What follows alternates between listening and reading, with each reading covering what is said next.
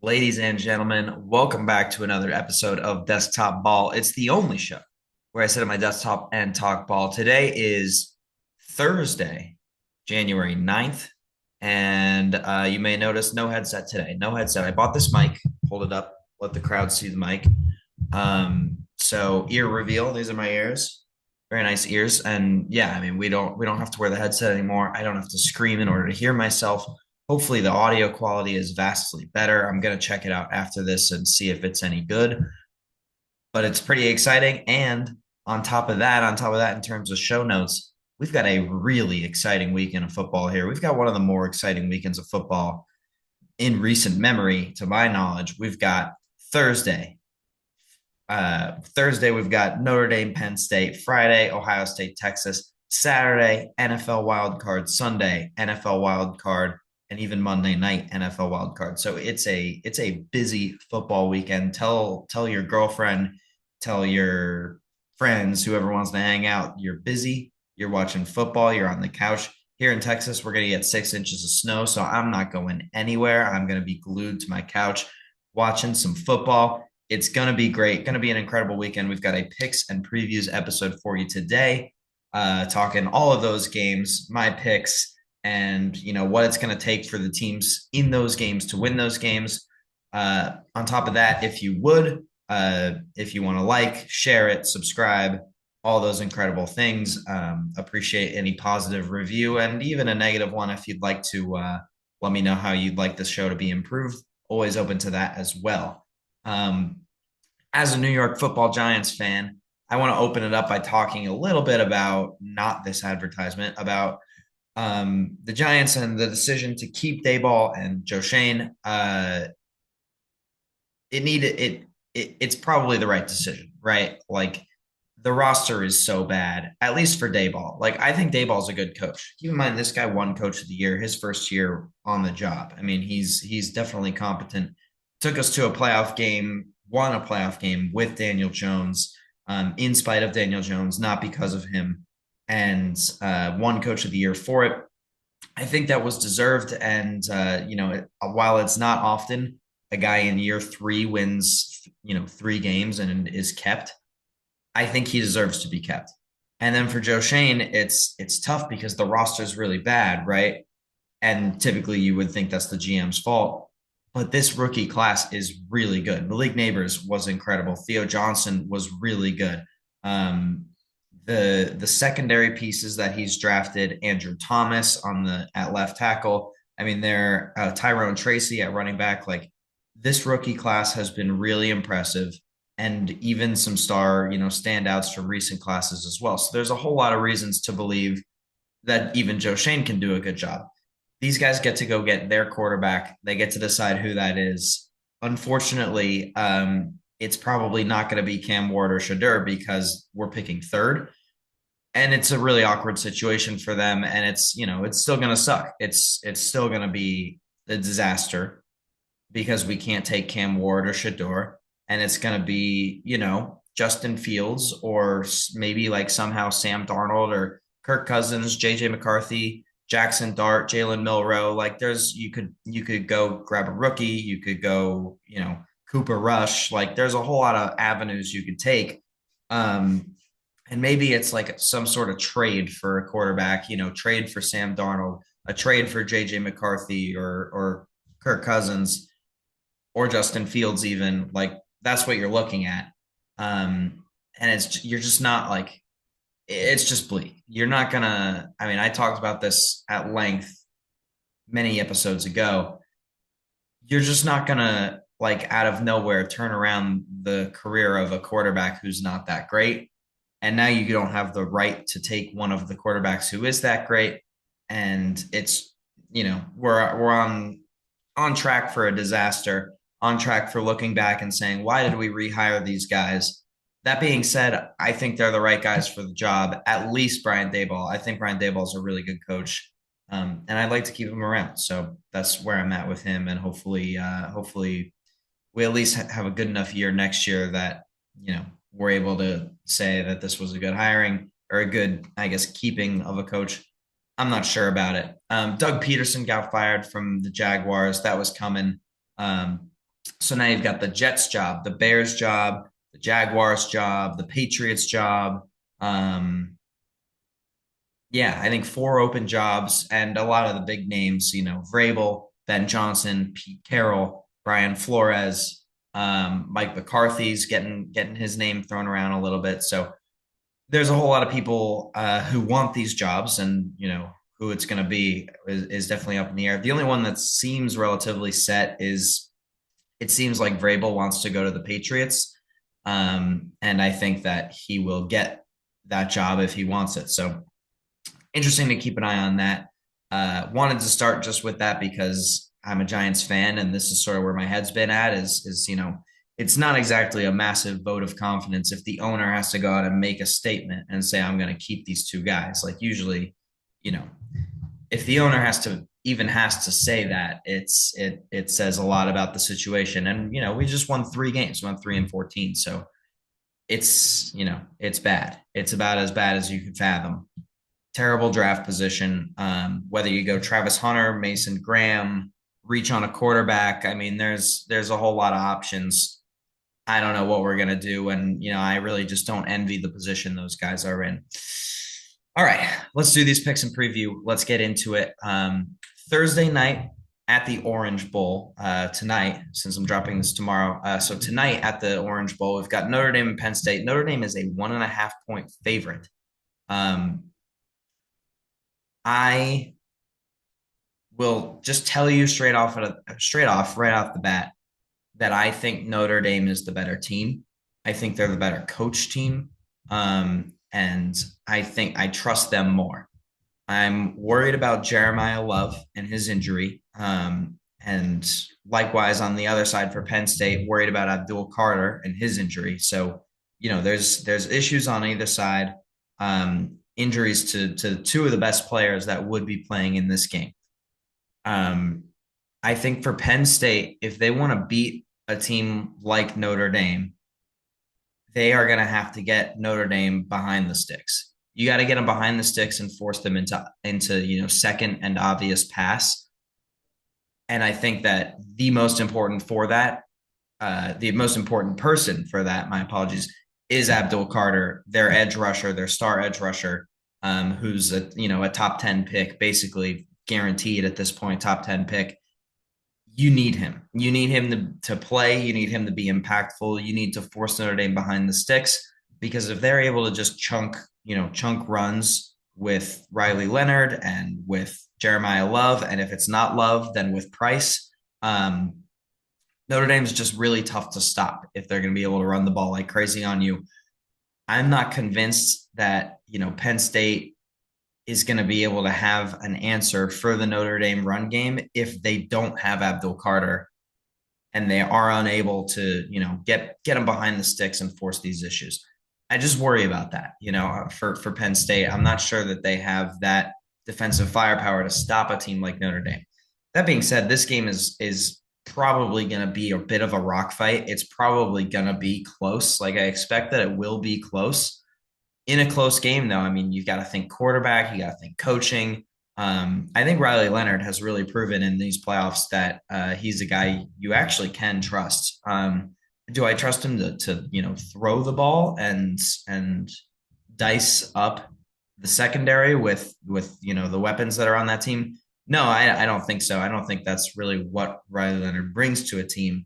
But I mean, Marcus Freeman always talks about the level of competitor that Riley Leonard is, and his legs are a problem. His legs are an absolute problem.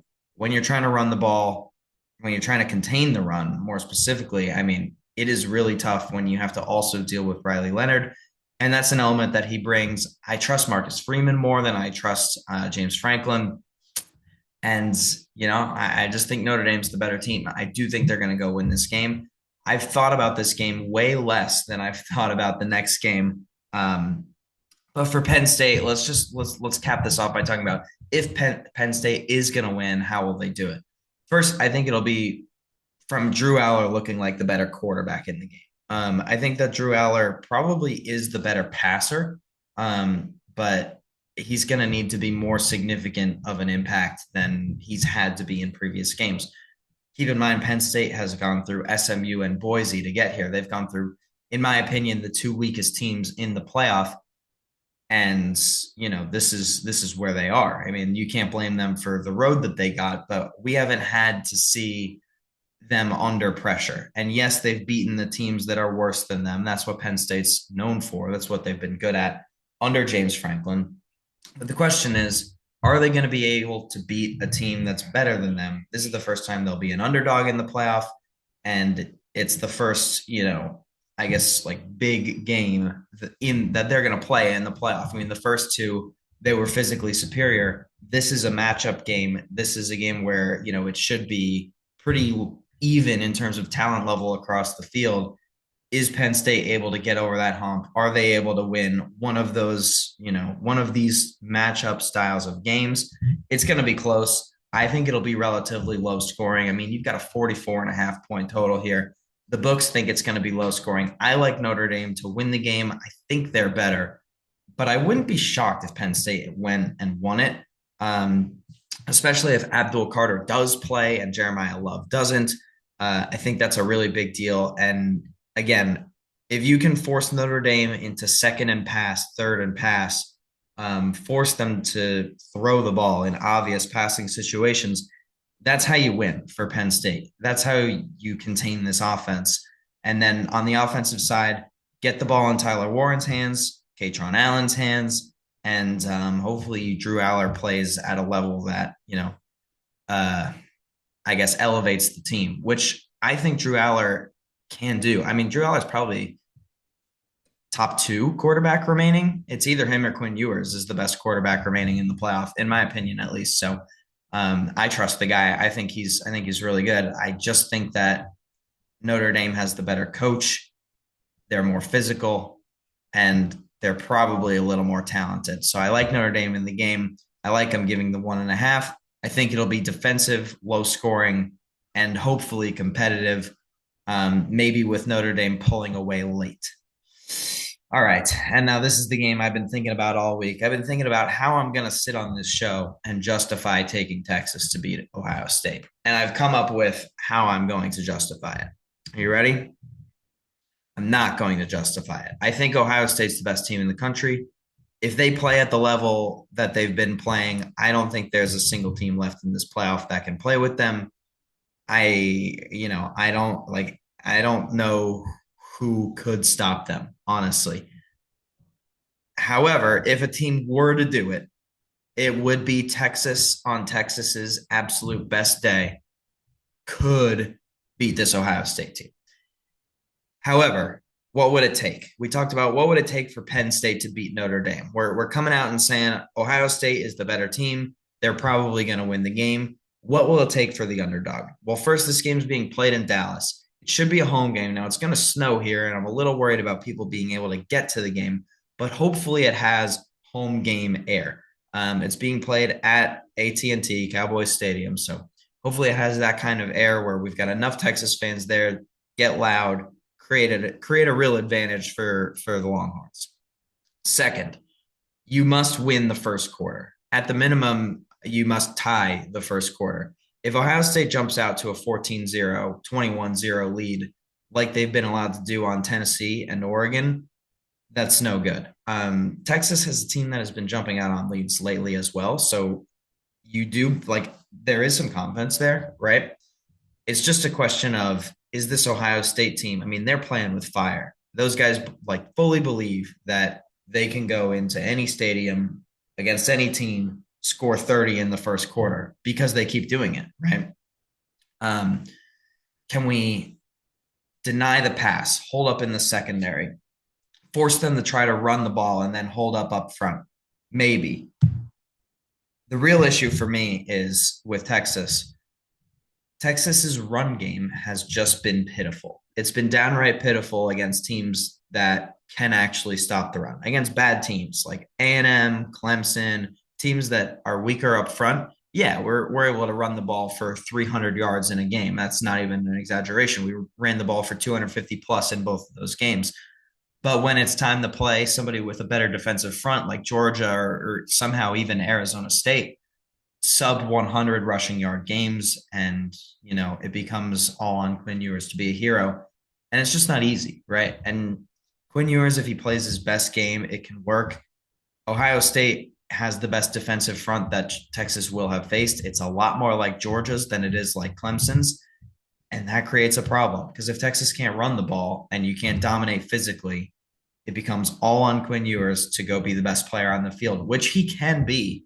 It's just a question of will he do it? And, I'd rather him not be forced into that, right?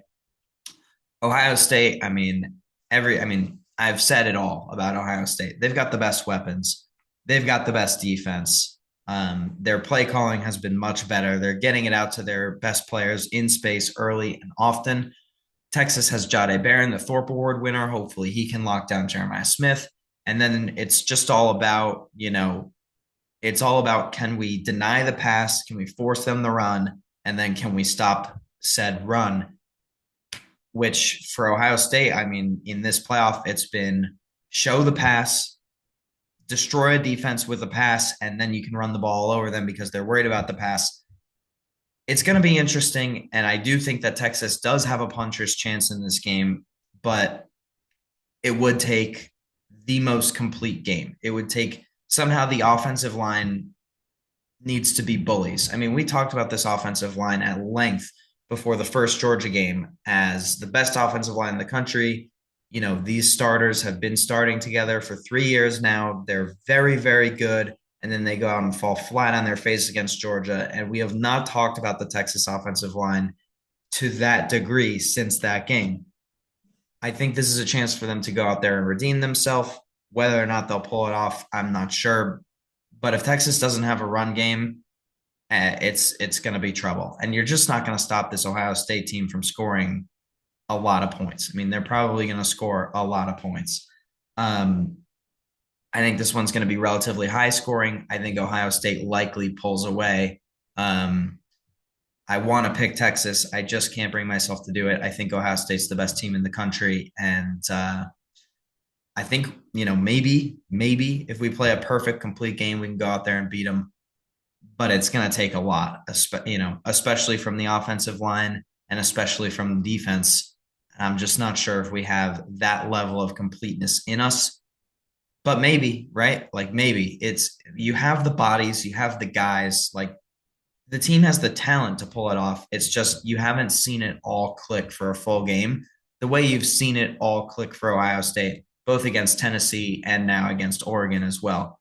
That's the main fear. So I've got Ohio State, Notre Dame in the championship, and I like Ohio State to win it. But honestly, I would not be surprised if Penn State was able to pull off the upset. And I'm going to be rooting my tail off for Texas to pull off the upset, despite the fact that I really just think it's unlikely. I think Ohio State's just the best team in the country right now. NFL wildcard weekend is also coming up. It's going to be awesome. Really, really looking forward to this. First we get those two games. Hopefully they're competitive. I think they will be. The only way they're not, in my opinion, is if Ohio State is just way, way too good for Texas.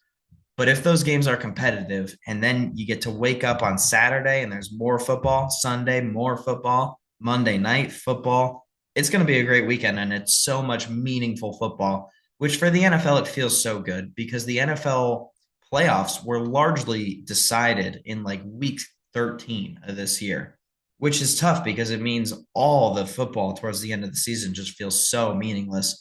And now we're back. Every game counts, every moment counts. And this is the way it was meant to be played, the way it was meant to be enjoyed. It's going to be sweet. Let's start it off Saturday at 3:30. Chargers at Texans. The Chargers are a 3-point favorite, and I love the Chargers in this game, even by the 3 points. The Texans have looked just completely terrible, limped into the playoffs. Yeah, they won their division, but they look really bad. I think that this Texans team is the worst team in the playoffs, and I would be just truly shocked if they were able to beat the Chargers. Like if they win a playoff game, it would be really impressive. The weapons are all banged up. CJ Stroud has clearly regressed. It will at least be at home, but I just think the Chargers are a better team. and better enough that they can go into Houston and get that win.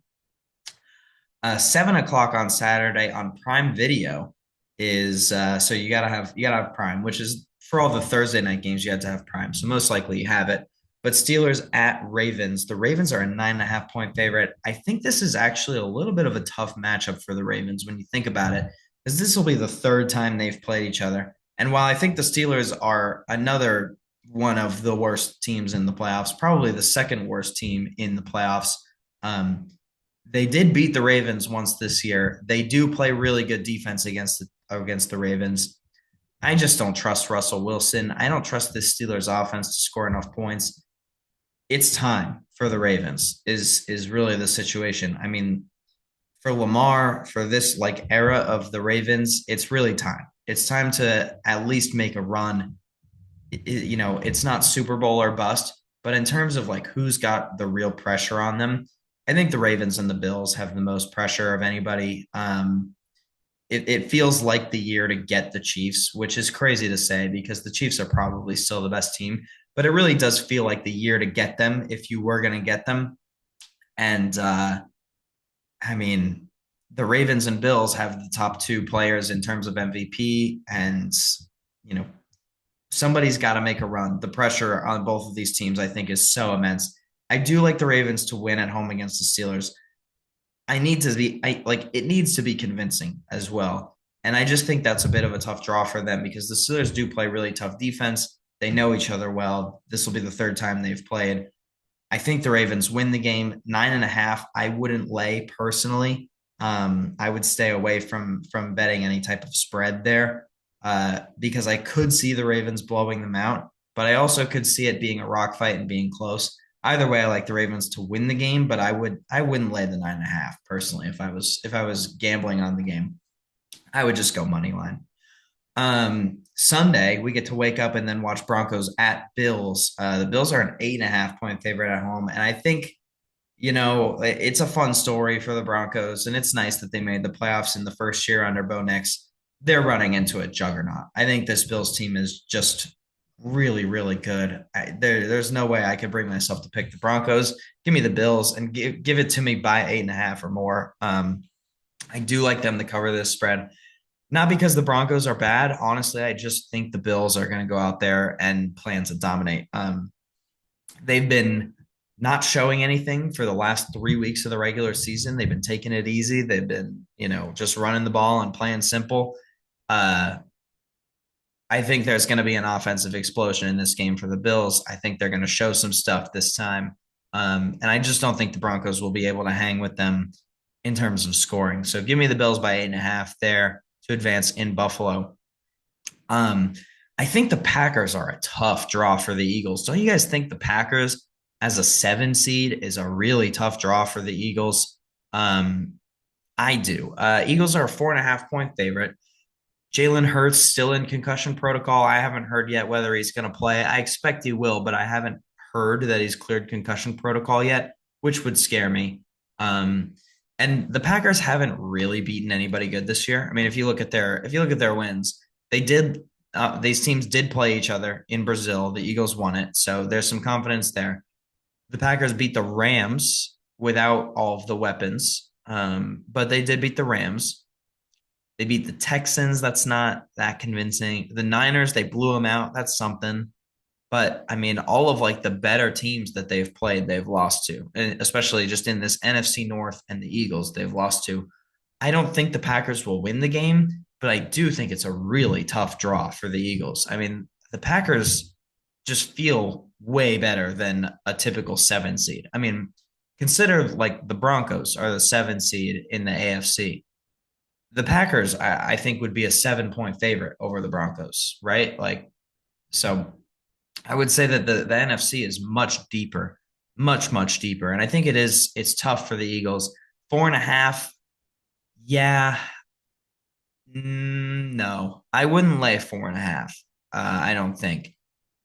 No, I probably would. I mean, it's probably like the perfect spread. I wouldn't be surprised if the Eagles win this game by 5. They won the game in Brazil by 5. This environment is tough to play in. I mean, for the Packers, it's a road game at the link against the Eagles. It's tough. I mean, it's really tough. I'm not going to pick the Packers. I like the Eagles. I said they were my Super Bowl pick. I just think it's a tough draw, is all I'm saying. But I'm going to go with the Eagles. Commanders at Bucks is the night game, which is a little surprising that that's the Sunday night game.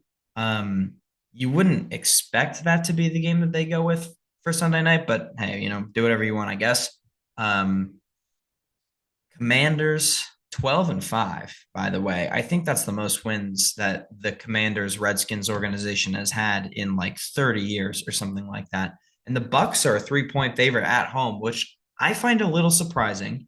Um, I think the Bucks and Commanders, I mean, this should be a really even matchup. It's really interesting like who's going to come out on top in this one, but I'm going to pick the Commanders.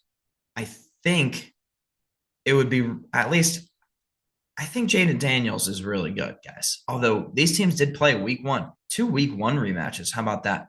And the Bucks beat them 37-20. So the Bucks blew out the Commanders earlier in the year. I think the Commanders team has gotten a lot better over the course of the year, and I haven't picked an underdog yet. Although I'm actually gonna pick two underdogs, but I will take the Commanders. So let's take the Commanders over the Bucks, get a road win. I think Baker's played really well this year, and it's been fun to watch. I don't buy it. Like they're good, but they've kind of fed off of the NFC South a little bit, right? Like they play in a really weak division. They won the division, credit to them, but I'm just not convinced that this team is really going to go make some noise in the playoffs. So give me the Commanders there. Lastly, Vikings Rams. I think these teams also played, not week one, but they did play. Um, can I find it? The Rams beat the Vikings 30-20 at home. Well, once again, they're at home. And last time they won by 10 points. I like them to win this game. I think the Vikings, by the way, are a 1-point favorite on the road. The Rams have a really good pass rush with the two rookies out of Florida State, Jared Verse, Braden Fisk. They've got a very good pass rush. And man, did y'all see Sam Darnold under pressure in that game against the Lions? I just realized I didn't even recap last week. I didn't do a recap episode. So we didn't get to talk about this to the extent that I would like to. But Sam Darnold under pressure in that Lions game looked so bad. He could not hit open targets. He was missing Justin Jefferson, like missing him off of his frame, throwing balls to the bleachers. It was bad. It was really bad. And while they're 14-3, and I think this team is really good, they play tough defense, all of it. Nobody has seen more of these exotic, crazy blitzes than Matt Stafford. He can handle it like an absolute pro. Um, the weapons on the Rams, I think, can deal with how good the Vikings secondary is. They've got a great pass rush, which we've seen how Sam Darnold reacts to great pass rush. He's terrible. And I like the Rams. I've liked them all year, and I still do. I like the Rams to win on Monday Night Football. I think this is a great Monday Night Football game to pick. This is the one I'm the most excited about because really it's like between these two teams, you just don't know, right? Like either it could go absolutely either way. And it should be competitive. And I like both of the coaches. I like both of the teams. But Sam Darnold, man, I mean, just I could not believe how bad Sam Darnold looked in that game against the Lions. It's what's glowing in my head right now as I think to make the pick is just him missing open receivers all game long because of the good pass rush. I think of the Rams and how good their pass rush has been. I trust Matt Stafford. These guys have won a Super Bowl. The core of this team has won a Super Bowl. Matt Stafford, Cooper Kupp. I trust Puka Nacua. I trust the run game. Give me the Rams. I like the Rams over the Vikings. So those are my picks. I'm going Chargers, Ravens, Bills, Eagles, Commanders, Rams. And then in college, going with Notre Dame, going with Ohio State, rooting hard for Texas. And it should be a really, really great weekend. I hope you're all looking forward to it. Now, here's the question. I just got this mic and I'm not sure whether it worked. So there's a chance that I delete this entire video. Hopefully, it all worked out and I don't have to go delete it. But thank you so much for watching. hopefully you were able to hear my entire episode. And if not, then I'm going to go do some returns or something. So thanks for watching. See you all in the next one and enjoy the weekend. It's going to be an incredible one.